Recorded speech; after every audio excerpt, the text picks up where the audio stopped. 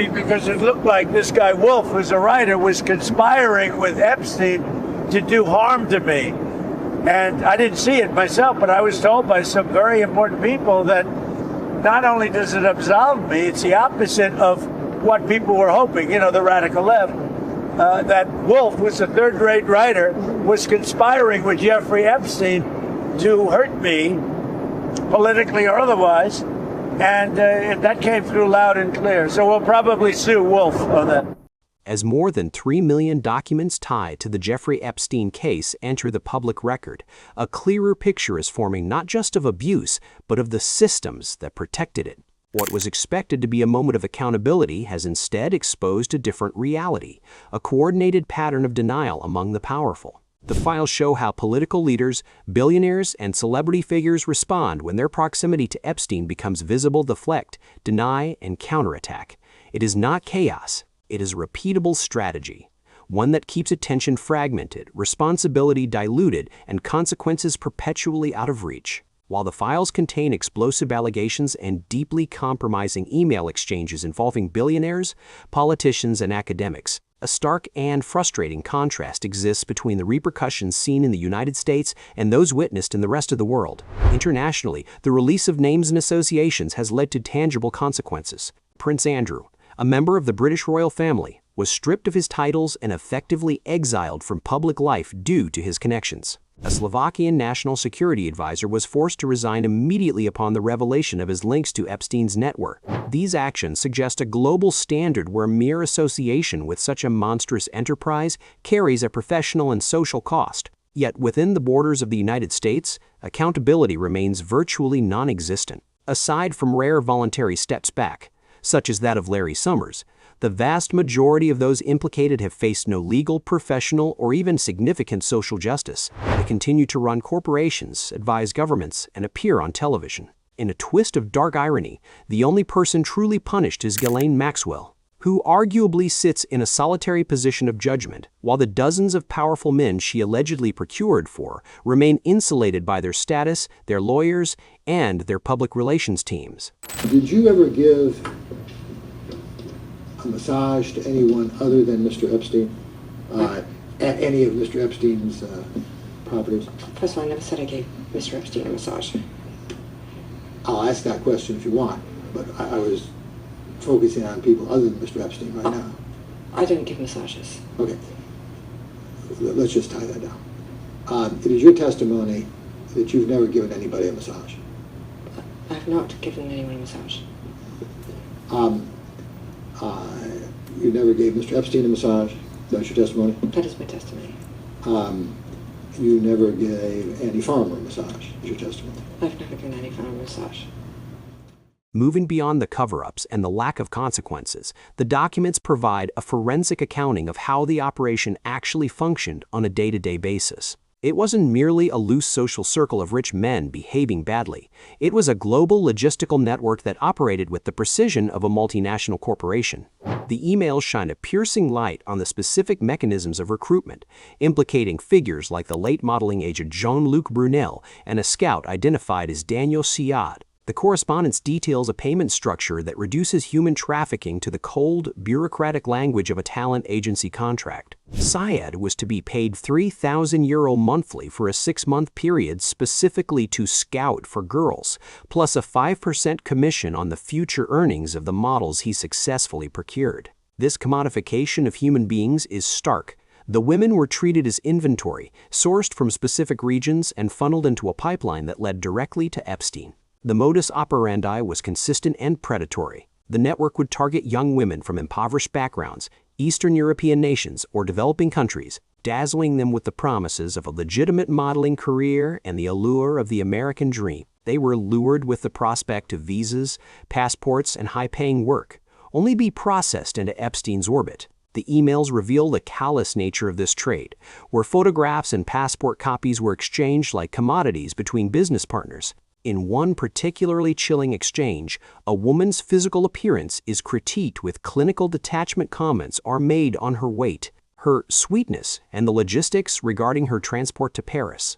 The operators discuss her body type and her availability in the same breath that they discuss dinner plans or tickets to a Woody Allen movie. It documents a systemic pipeline where women were scouted, processed, and delivered, all while the primary operators maintain the veneer of respectable businessmen. Despite this extensive paper trail detailing the recruitment and transportation of women across international borders for sexual purposes, federal authorities have maintained that there is insufficient evidence to pursue uncharged third parties, a claim that rings hollow in the face of such granular documentation. A defining and infuriating characteristic of this document dump is the chaotic, almost amateurish nature of the redactions. One might expect that in a case of this magnitude, involving the privacy of victims and the reputations of world leaders, the legal processing would be meticulous. Instead, the attempt to protect identities has been executed with such negligence that it often exposes the very people it aims to shield. In numerous instances, duplicate documents were uploaded to the public docket one version redacted, the other completely untouched. This administrative incompetence revealed that names blacked out in one version, such as political strategist Steve Bannon or even Epstein himself, were fully visible in the duplicate. This inconsistency creates a bizarre puzzle for researchers and the public. Sometimes a victim's name is obscured in one email, only to be revealed a few pages later in a response. Other times, the redacted name clearly belongs to a powerful figure engaging in damage control, protecting them from public scrutiny rather than protecting a victim from trauma. For example, messages from tech entrepreneur Brock Pierce contain redacted attachments and subject lines referencing Anastasia, which are then followed by unredacted comments about Ukraine being his favorite country.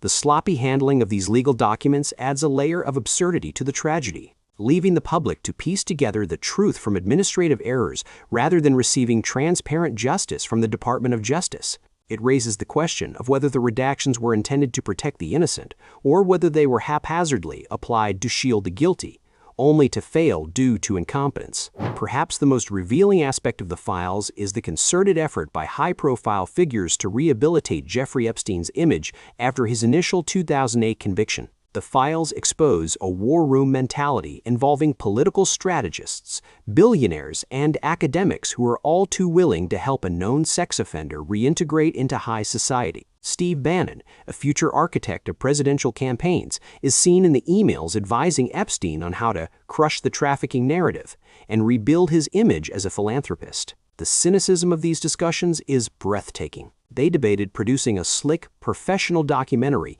not a candid confession or an apology, but a carefully staged piece of propaganda designed to humanize the monster.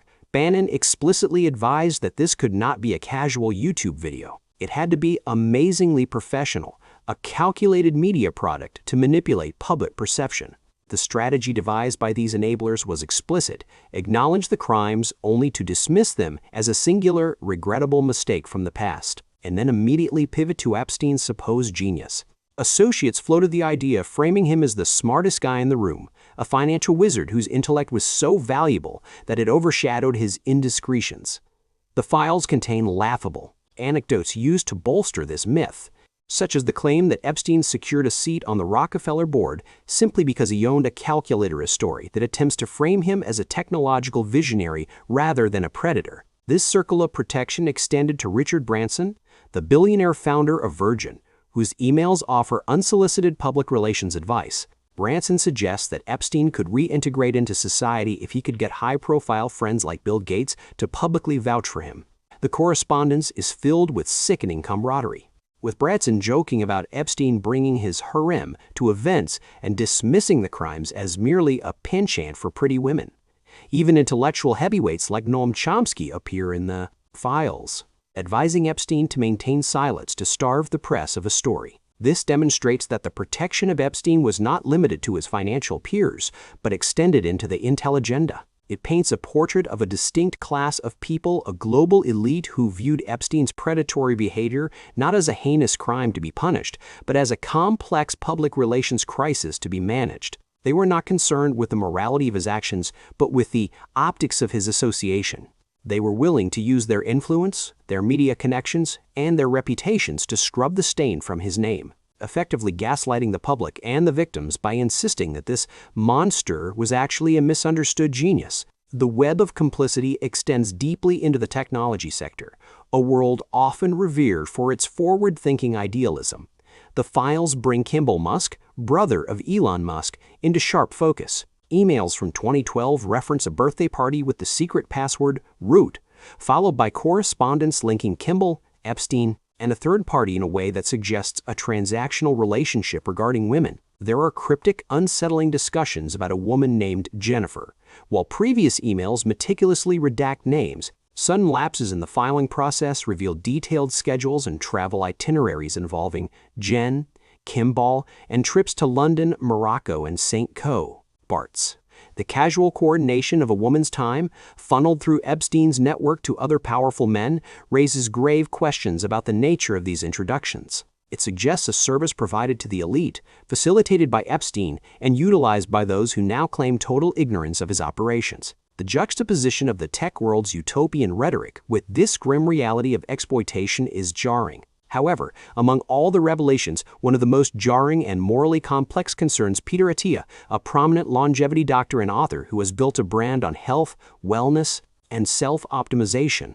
The emails betray a profound closeness between Attia and Epstein that goes far beyond a doctor-patient relationship. Subject lines referencing fresh shipments and outrageous lives suggest a deep familiarity with the darkest aspects of Epstein's operations. Attia writes of going into withdrawal when not seeing Epstein and jokes about the illicit activities on Epstein's island, explicitly stating that he cannot tell a soul about the life Epstein leads. This code of silence, freely admitted in private correspondence, is the very glue that held the trafficking ring together. The most damning context, however, comes from cross-referencing these files with Attia's own memoir, Outlive.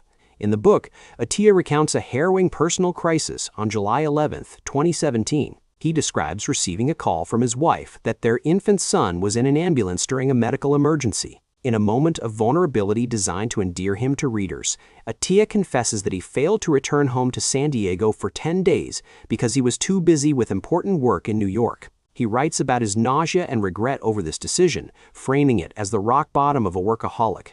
But the Epstein files reveal a horrific subtext to this confession. The documents show that just days after this emergency, on dates specifically corresponding to his absence from his sick child, Attia was scheduling meetings with Jeffrey Epstein. This juxtaposition shatters the public persona of the repentant, wise physician. It suggests that the important work that kept him from his family's side during a crisis was, in fact, maintaining his relationship with a convicted sex offender. Despite his subsequent public apologies claiming ignorance and framing the emails as tasteless banter, the timeline and the tone of the correspondence paint a picture of a man deeply enthralled by Epstein's lifestyle. It implies that the allure of proximity to Epstein's power and outrageous life was strong enough to override the most basic paternal instincts. The hypocrisy of selling a book about living a longer, better life while privately associating with a man who destroyed the lives of countless young women is a stain that is difficult to wash away. The Epstein files reach beyond financiers and politicians, drawing in figures from the entertainment industry as well. Emails involving Woody Allen show a striking fixation on optics and concealment, with explicit instructions that payment should not appear as gifts. The exchanges are thick with innuendo, paranoia, and grotesque humor, including jokes about cost, access, and girls that trivialize exploitation. Rather than ignorance, the tone suggests awareness and understanding that these financial and personal ties needed to remain obscured.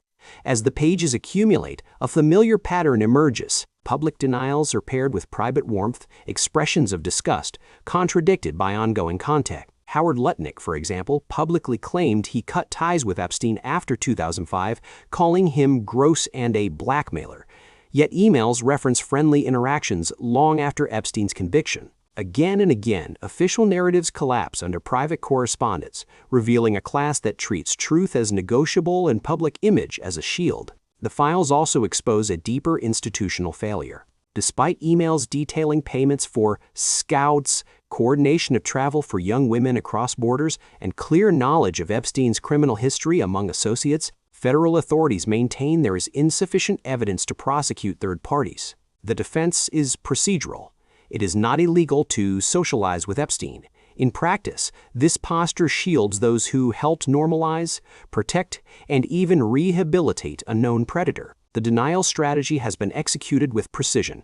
Admit nothing. Deny everything. Close ranks. The documents make clear that Epstein was not a lone operator, but a central node in a network of power-funded, protected, and socially validated by some of the world's most influential men. What the files illuminate is not justice served, but impunity preserved. Epstein's continued access to elite institutions, funding, and social circles after his conviction exposes a structure where money and influence neutralize consequence.